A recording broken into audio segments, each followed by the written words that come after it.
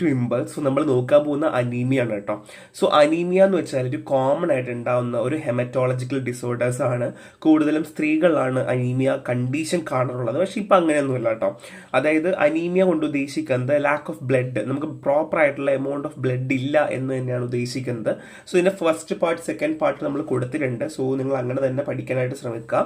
So first of all നമ്മൾ നോക്കാൻ പോകുന്നത് എന്താണ് അനീമിയയുടെ ഡെഫിനിഷൻ എന്നാണ്. സോ ബേസിക്കലി 3 ഡെഫിനിഷൻസ് കൊടുത്തിട്ടുണ്ട്. അതിൽ ഫസ്റ്റ് വരുന്ന ഡെഫിനിഷൻ WHO ആണ്. സോ WHO പറയുന്നത് എന്താണെന്ന് വെച്ച് കഴിഞ്ഞാൽ അനീമിയ എന്ന് പറയുന്നത് ലാക്ക് ഓഫ് ഓക്സിജൻ കാരണം അല്ലെങ്കിൽ ഓക്സിജൻ കപ്പാസിറ്റി കുറയുന്നതാണ്.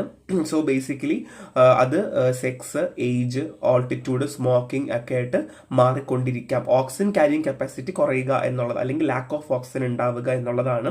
ആൻഡ് ഓക്സ്ഫോർഡ് ഡിക്ഷണറി പറയുന്നത് ലോ ഹീമോഗ്ലോബിൻ ലെവൽ കോൺസെൻട്രേഷൻ വരികയും അങ്ങനെ റെഡ് സെൽസുകളുടെ മാസ് അല്ലെങ്കിൽ റെഡ് സെല്ലിന്റെ മാസ് കുറയുകയും അല്ലെങ്കിൽ പ്ലാസ്മ വോളിയം ഇൻക്രീസ് ആവുക എന്നാണ് ഓക്സ്ഫോർഡ് ഡെഫിനിഷൻ പറയുന്നത്. സോ ബേസിക്കലി നമുക്ക് ജനറലി നമുക്ക് എന്താണ് അനീമിയ നോക്കാം. സോ അനീമിയ എന്ന് വെച്ചാൽ റെഡ് ബ്ലഡ് സെൽസിന്റെ അളവ് കുറയുക, RBCന്റെ അളവ് കുറയുക എന്നാണ്. സോ നോർമൽ നമുക്ക് ഉണ്ടാവുന്ന ഒരു ക്വാളിറ്റി ഹീമോഗ്ലോബിൻ ഉണ്ടാവുമല്ലോ. ഈ ക്വാളിറ്റി ഹീമോഗ്ലോബിൻ ആണല്ലോ ഈ RBCക്ക് അകത്തുള്ളത്.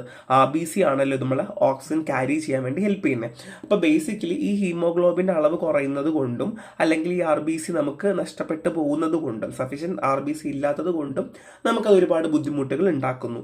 ഇത് തന്നെയാണ് അനീമിയ എന്ന് പറയുന്നത്. അപ്പോൾ നിങ്ങൾക്ക് ഒരു ജനറൽ ഐഡിയ അനീമിയയെ പറ്റി കിട്ടിയല്ലോ. നെക്സ്റ്റ് നമ്മൾ നോക്കാൻ പോകുന്ന പാത്തോഫിസിയോളജി ഓഫ് അനീമിയ. എങ്ങനെയാണ് അനീമിയ ഉണ്ടാവാന്നാണ്. ഇത് ഇമ്പോർട്ടൻ്റ് ആണ്. The first one is subnormal hemoglobin level. ആദ്യം നമ്മൾ ഇനിഷ്യൽ സ്റ്റേജിൽ ഒരാൾക്ക് അനീമിയ വരുന്നുണ്ടെങ്കിൽ, ഇപ്പം എക്സാമ്പിൾ എനിക്കാണ് അനീമിയ വരുന്നുണ്ടെങ്കിൽ എൻ്റെ ബോഡിയിൽ ഹീമോഗ്ലോബിൻ ലെവൽ കുറയുക എന്നുള്ളതാണ് ഫസ്റ്റ് സ്റ്റെപ്പ്. സോ ഇത് ഡയറക്റ്റ്ലി ബ്ലഡും നമ്മുടെ ഓക്സിജൻ ക്യാരി കപ്പാസിറ്റിയുമായി ബന്ധപ്പെട്ടിരിക്കുന്നു. അതായത് ഹീമോഗ്ലോബിൻ ലെവൽ കുറയുമ്പം ഓട്ടോമാറ്റിക്കലി ഓക്സിജൻ ക്യാരിങ് കപ്പാസിറ്റി കുറവാണ് എന്ന് നമുക്ക് പറയാം. 2 കോമ്പൻസേറ്ററി മെക്കാനിസം ആണ്. അതായത് ഹീമോഗ്ലോബിൻ ലെവൽ കുറയുന്നത് കൊണ്ടും അല്ലെങ്കിൽ അനീമിക് കണ്ടീഷൻ ആവുന്നത് കൊണ്ടും നമ്മുടെ ഓർഗൻസിലേക്ക് എത്തുന്നതിൻ്റെ ഓക്സിജൻ്റെ അളവ് വളരെ കുറയും ാണ് ചെയ്യുക. അപ്പോൾ ഈ കുറയുന്ന അവസ്ഥയിൽ നമുക്ക് ബ്ലഡ് കൂടുതലായിട്ട് വേണം. സോ പെർഫ്യൂഷൻ അല്ലെങ്കിൽ ബ്ലഡിന്റെ ഫ്ലോ ടിഷ്യൂസിലേക്ക് നമ്മളെ ബോഡി മാക്സിമം ഇൻക്രീസ് ചെയ്യാൻ നോക്കും. അപ്പം അറ്റ്ലീസ്റ്റ് കുറച്ചെങ്കിലുള്ള ഓക്സിജൻ എന്ത് ചെയ്യുന്നു, ടിഷ്യൂലേക്ക് എത്തുന്നു എന്നുള്ളതാണ്. 2 ബ്ലഡ് വോളിയം മെയിൻ്റെനൻസ് ആണ്. നമ്മളെ ബോഡി ഈ ബ്ലഡ് വോളിയം മെയിൻറ്റെയിൻ ചെയ്യാനും സർക്കുലേറ്റ് ചെയ്യാനും ഈ RBC കൗണ്ട് കുറവായത് കൊണ്ട് തന്നെ മാക്സിമം ആയിട്ട് ഓക്സിജൻ അളവ് അഷ്യൂർ ചെയ്യാൻ വേണ്ടി ശ്രമിച്ചുകൊണ്ടേയിരിക്കും. ആൻഡ് ബ്ലഡ് ഫ്ലോ റീഡിസ്ട്രിബ്യൂഷൻ, അതായത് നമ്മുടെ വൈറ്റൽ ഓർഗൻസ്, ഇപ്പം നമുക്ക് ഇമ്പോർട്ടൻ്റ് ആയിട്ടുള്ള ബ്രെയിന്, ഹാർട്ടൊക്കെ ഉണ്ടാവില്ലേ, അവിടെയൊക്കെ വീണ്ടും ബ്ലഡ് ഫ്ലോ സപ്ലൈ ഒക്കെ അവർ കൂട്ടിക്കൊണ്ടിരിക്കാനായിട്ട് ശ്രമിച്ചുകൊണ്ടേയിരിക്കും. ഇതാണ് പാത്തോഫിസിയോളജി ഓഫ് അനീമിയ. ആദ്യം എന്താണ്, ഹീമോഗ്ലോബിൻ്റെ അളവ് കുറയുന്നു, കോമ്പൻസേറ്ററി മെക്കാനിസം ആക്ടിവേറ്റ് ആവുന്നു, പിന്നെ ബ്ലഡിൻ്റെ റീഡിസ്ട്രിബ്യൂഷൻ ആക്റ്റീവ് ആവുന്നു. ഇത്രയുമാണ് pathophysiology of anaemia. So primary cause of anemia എന്താണ്? First one is blood loss. ഇപ്പോൾ ഒരാൾക്ക് ബ്ലഡ് ലോസ് ഉണ്ടാവുന്നുണ്ടെങ്കിൽ അല്ലെങ്കിൽ ക്രോണിക്കോ അക്യൂട്ടായിട്ടുള്ള ബ്ലഡ് ഫ്ലോ ലോസ് ഉണ്ടാവുകയാണെന്നുണ്ടെങ്കിൽ നമുക്ക് അനീമിയ ഉണ്ടാകും. ഇപ്പോൾ എക്സാമ്പിൾ ഹെവി ആയിട്ടുള്ള മെൻസ്ട്രേഷൻ പീരീഡ് ഉണ്ടാവുക, അല്ലെങ്കിൽ ഗ്യാസ്ട്രോ ഇൻറ്റെസ്റ്റിനൽ ബ്ലീഡിങ്, നമ്മുടെ വയറ്റിനകത്തൊക്കെ ബ്ലീഡിങ് ഉണ്ടാവുക, അല്ലെങ്കിൽ ഏതെങ്കിലും ട്യൂമറൊക്കെ പൊട്ടിപ്പോവുക. അപ്പോൾ അങ്ങനെയൊക്കെയുള്ള അവസ്ഥയിൽ ബ്ലഡ് ലോസ് ഉണ്ടാകുമ്പം അനീമിക് കണ്ടീഷൻ ആവും. 2 lack of red blood cell production ആണ്. ബോഡി സഫീഷ്യൻ്റ് ആയിട്ട് നമുക്ക് ആവശ്യമുള്ള സമയത്ത് RBC പ്രൊഡ്യൂസ് ചെയ്യുന്നില്ല, അല്ലെങ്കിൽ പ്രോപ്പർ സൈക്കിളിൽ RBC പ്രൊഡ്യൂസ് ചെയ്യുന്നില്ല. പ്രോപ്പർ നമുക്ക് ഡയറ്റ് എടുക്കാത്തതിന് കാരണമാകാം, ഹോർമോണൽ ഇംബാലൻസ് ആകാം, പ്രഗ്നൻസി ഒക്കെ ഒരു കാരണമാണ്. അപ്പോൾ പ്രോപ്പറായിട്ട് നമുക്ക് RBC നമുക്ക് ബോഡിയിൽ പ്രൊഡ്യൂസ് ചെയ്യുന്നില്ല എന്നുണ്ടെങ്കിൽ അതും പ്രൈമറി കോസ് ഓഫ് അനീമിയാണ്. ഇനി high rate of red blood cell destruction ആണ്.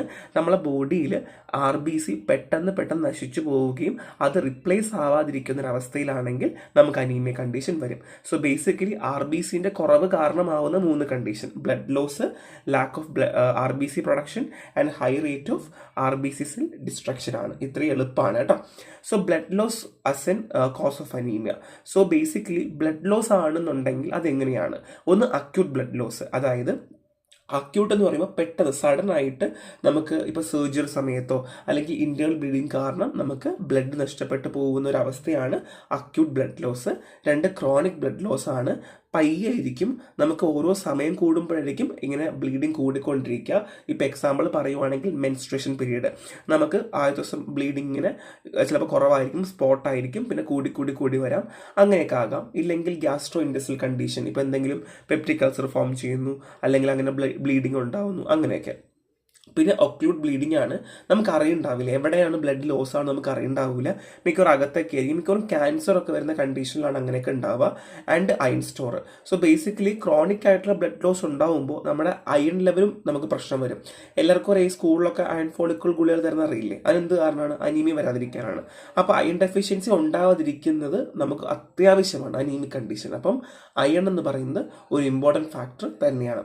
അപ്പോൾ acute blood loss, chronic blood loss, occult bleeding, അപ്പോൾ ഇത് ഇത്രയുമാണ് ടൈപ്പ് ഓഫ് ബ്ലീഡിങ്സ് ഉള്ളത്. ഇനി നമ്മൾ നോക്കാൻ പോകുന്ന inadequate red blood cell production. ഞാൻ ഓൾറെഡി പറഞ്ഞു, നമുക്ക് പ്രോപ്പറായിട്ട് റെഡ് ബ്ലഡ് സെൽസ് ഉണ്ടാവുന്നില്ല. അത് എങ്ങനെയൊക്കെ ആകാം? ഒന്ന് ന്യൂട്രീഷണൽ ഡെഫിഷ്യൻസി ആണ്. നമ്മൾ പ്രോപ്പർ ആയിട്ടുള്ള ന്യൂട്രിയൻസ്, ഇപ്പോൾ example vitamin B12, folic acid, iron ഒന്നും നമ്മുടെ ഫുഡിൽ ഇൻക്ലൂഡ് ചെയ്യുന്നില്ല എന്നുണ്ടെങ്കിൽ നമ്മുടെ ബോൺ മാരോയ്ക്ക് സഫീഷ്യൻ്റ് ആയിട്ടുള്ള RBC പ്രൊഡ്യൂസ് ചെയ്യാൻ പറ്റില്ല. പിന്നെ ക്രോണിക് ഡിസീസ് ആണ്, ഇപ്പോൾ HIV അല്ലെങ്കിൽ എയ്ഡ്സ്, കിഡ്നി ഡിസീസ്, ക്യാൻസർ പോലുള്ള അസുഖം ഉണ്ടെന്നുണ്ടെങ്കിൽ പ്രോപ്പറായിട്ട് RBC പ്രൊഡ്യൂസ് ചെയ്യില്ല. ബോൺ മാരോ ഡിസോർഡർ ആണ്.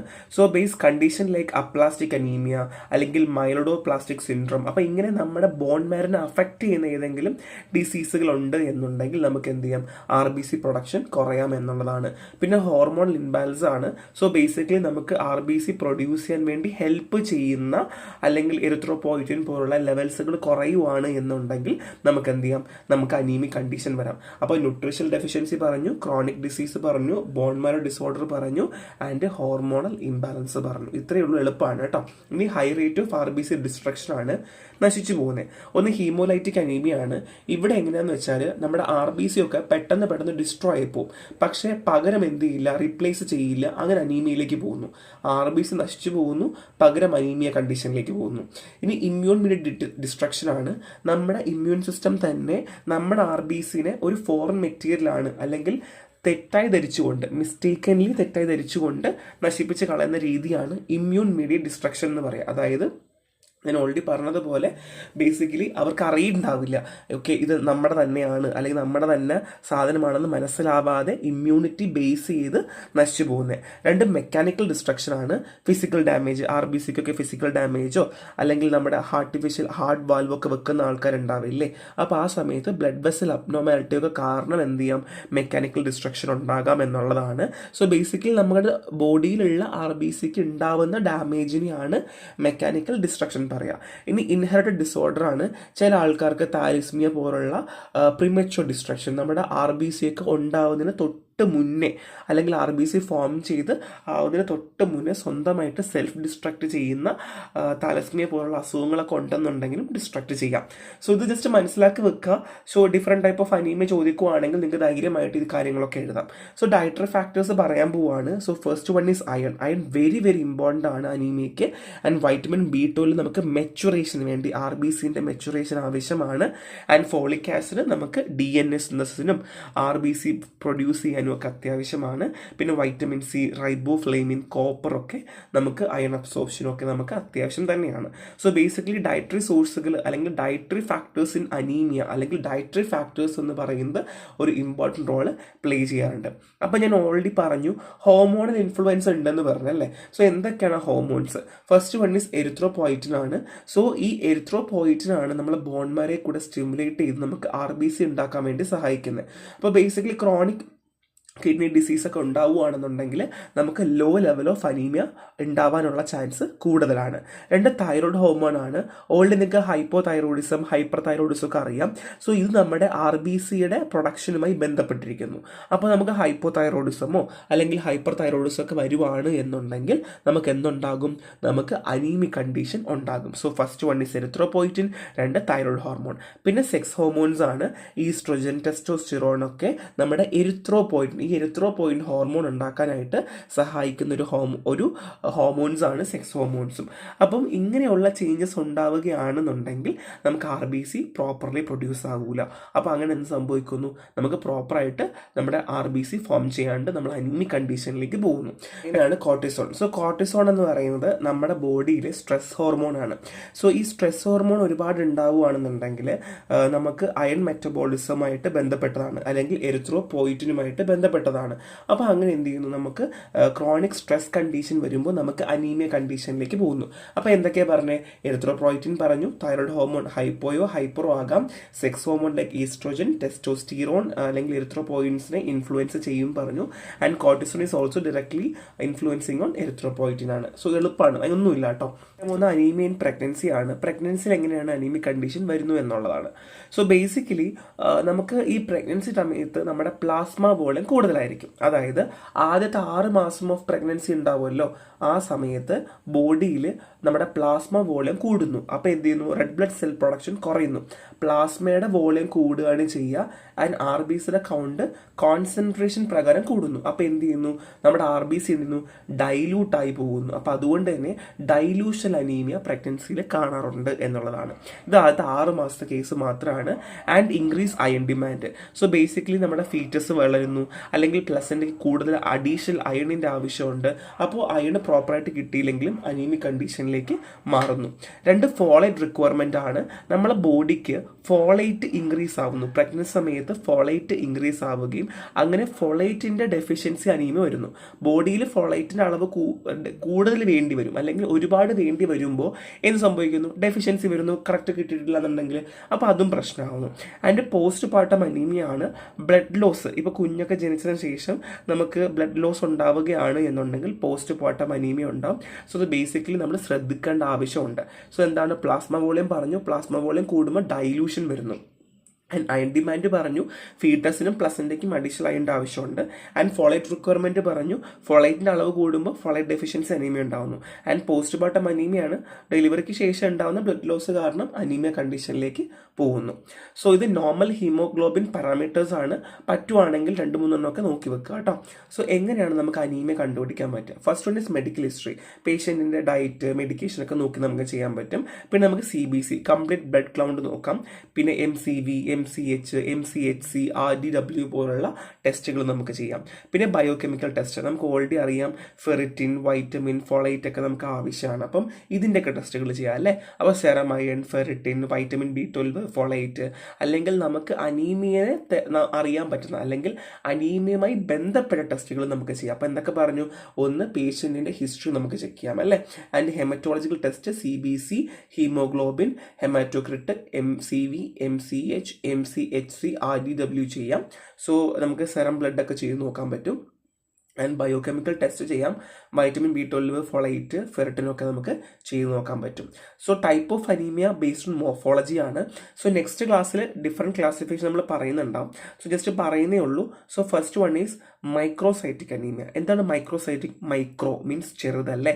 അപ്പോൾ നോർമൽ RBCനേക്കാൾ ചെറുതാകുന്നതിനെയാണ് നമ്മൾ മൈക്രോസൈറ്റിക് അനീമിയ എന്ന് പറയുന്നത്. ഇത് കോമൺ ആയിട്ട് അയൺ ഡെഫിഷ്യൻസി അനീമിയ അല്ലെങ്കിൽ ടാലസ്മിയ ആയിരിക്കും ഇതിൻ്റെ ബേസിക് കോസ് എന്ന് പറയുന്നത്. അപ്പോൾ ഒന്നും കൂടെ പറയാം, നോർമൽ RBCനേക്കാൾ ചെറുതായിരിക്കും. Next normocytic anemia. സോ RBCകൾ നോർമൽ സൈസിലായിരിക്കും, പക്ഷെ എണ്ണം കുറവായിരിക്കും. നോർമൽ ആയിരിക്കും, പക്ഷെ കുറവായിരിക്കും. So RBC normal and size ഒക്കെ കറക്റ്റ് ആയിരിക്കും, പക്ഷെ എണ്ണം കുറവായിരിക്കും. സോ ബേസിക്കലി ക്രോണിക് ഡിസീസുകൾ, കിഡ്നി ഡിസീസുകൾ അല്ലെങ്കിൽ കിഡ്നി റിലേറ്റഡ് അനീമിയയിലാണ് ഏറ്റവും വലിയ കോസ് വരുന്നത്. നെക്സ്റ്റ് വൺ ഇസ് മാക്രോസൈറ്റിക് ആണ്. സോ ബേസിക്കലി ലാർജ് സെൽസ് ആയിരിക്കും, അല്ലെങ്കിൽ നോർമലി കാണുന്ന RBCനേക്കാൾ ലാർജ് ആയിരിക്കും മാക്രോസൈറ്റിക് എന്ന് പറഞ്ഞാൽ. So basically vitamin B12 deficiency അല്ലെങ്കിൽ പ്രൊനീഷ്യസ് അനീമിയ, ഫോളേറ്റ് ഡെഫിഷ്യൻസി ഒക്കെയാണ് കോസ് വരുന്നത്. നോർമലിനേക്കാൾ വലുതാണ് മൈക്രോ ഉണ്ട്, തിരിഞ്ഞ് പോകരുത്. സോ സിംറ്റംസ് എന്തൊക്കെയാണ്? ഫെറ്റീഗ് ഉണ്ടാവും, വീക്ക്നെസ് ഉണ്ടാവും, ശ്വാസം കിട്ടാണ്ട് വരും, ഡിസ്നെസ് വരും, സ്കിന്നിൻ്റെ കളറൊക്കെ മാറും കേട്ടോ, വളർച്ച വരും കേട്ടോ. പിന്നെ കാർഡിയോ വാസ്കുലർ സൈൻസ് ഉണ്ടാവും, ഭയങ്കരമായിട്ട് ഹാർട്ട് പടപടടിക്കും, നെഞ്ചുവേദന ഉണ്ടായിരിക്കും, നമുക്ക് പെട്ടെന്ന് കാര്യങ്ങൾ ചെയ്യാൻ പറ്റില്ല, നമുക്ക് പ്രോപ്പർ ഓക്സിജൻ ഇല്ലല്ലോ. സഫീഷ്യൻ്റ് ആയിട്ടുള്ള ഓക്സിജൻ ഇല്ലാത്തത് കൊണ്ട് തന്നെ നമുക്ക് പല കാര്യങ്ങളും ചെയ്യാൻ ഒക്കത്തില്ല, അല്ലെങ്കിൽ നമുക്ക് പല കാര്യങ്ങളും ചെയ്യുമ്പോൾ നമുക്ക് ബുദ്ധിമുട്ട് വരും. ആൻഡ് ന്യൂറോളജിക്കൽ സിൻഡ്രോം ഉണ്ടാവും. ബേസിക്കലി നമുക്ക് ഈ ഇങ്ങനെയുള്ള മേജർ ആയിട്ടുള്ള എലമെൻസുകളുടെ അളവ് കുറയുമ്പോൾ, നമ്മളെ ബോഡി കുറയുമ്പോൾ നമുക്ക് പെട്ടെന്ന് ഹെഡ് ഏക്ക് വരും, സിവിയർ കേസൊക്കെ ആണെങ്കിൽ കൺഫ്യൂഷൻ വരും, പല ഇമ്പയർമെൻറ്റും ഒക്കെ വരും. പിന്നെ ബിറ്റർ നെയിൽസ് ആവും, ഹെയർ ലോസ് ഒക്കെ പെട്ടെന്ന് ഉണ്ടാവും കേട്ടോ. പിന്നെ സ്മൂത്ത് ടങ് ഒക്കെ വരും. ഇതൊക്കെ നോർമലി അനീമിയയ്ക്ക് വരുന്ന സിംറ്റംസ് ആണ്. സോ ബേസിക്കലി ജനറൽ സിംറ്റം എന്തായാലും പഠിക്കുക, ബാക്കിയുള്ളത് അതിൻ്റെ കൂടെ തന്നെ പഠിക്കുക കേട്ടോ. സോ അനീമിയ മനസ്സിലായല്ലോ. എന്നാലും ഡിഫറെൻറ്റ് ടൈപ്പ് ഓഫ് അനീമിയ പറഞ്ഞു, അനീമിയയുടെ കോസ് എന്താ പറഞ്ഞല്ലേ. അപ്പോൾ ഭയങ്കര സിമ്പിൾ ആയിട്ടുള്ള ചാപ്റ്ററാണ് ഫസ്റ്റ് പാർട്ട്. സോ ഇനി നെക്സ്റ്റ് വരുന്ന ഇച്ചിരി കൂടെ കോംപ്ലിക്കേറ്റഡ് ആയിട്ട് വരിക. സോ എങ്ങനെയാണ് അനീമിയ വരിക, ഹോർമോൺ ഇൻഫ്ലുവൻസ് എങ്ങനെയാണ്, ഡയറ്ററി ഇൻഫ്ലുവൻസ് എങ്ങനെയാണ്, അല്ലെങ്കിൽ red blood cells properly produce ചെയ്യുന്നില്ലെങ്കിൽ എങ്ങനെയാണ്, അല്ലെങ്കിൽ മേജർ കോസ് എന്തൊക്കെയാണ്, അല്ലെങ്കിൽ പാത്തോഫിസിയോളജി ഒക്കെ നമ്മൾ പറഞ്ഞു. സിമ്പിളാണ്. സോ അളവ് കുറയുന്നു, ഹീമോഗ്ലോബിൻ അളവ് കുറയുന്നു, RBC പ്രോപ്പർലി ഓക്സിജൻ ക്യാരി ചെയ്യുന്നില്ല, അങ്ങനെ മെക്കാനിസം വരുന്നു. അവിടെ തന്നെ RBCയുടെ അളവിൽ തന്നെ കൂടുക, കുറയുക, ഇല്ലെങ്കിൽ ഇല്ലാണ്ടാവുക എന്നുള്ളതാണ്. ഇത്രയേ ഉള്ളൂ, ഒരു സിമ്പിൾ ചാപ്റ്റർ ആണ്. സോ നെക്സ്റ്റ് കാണാം. Thank you.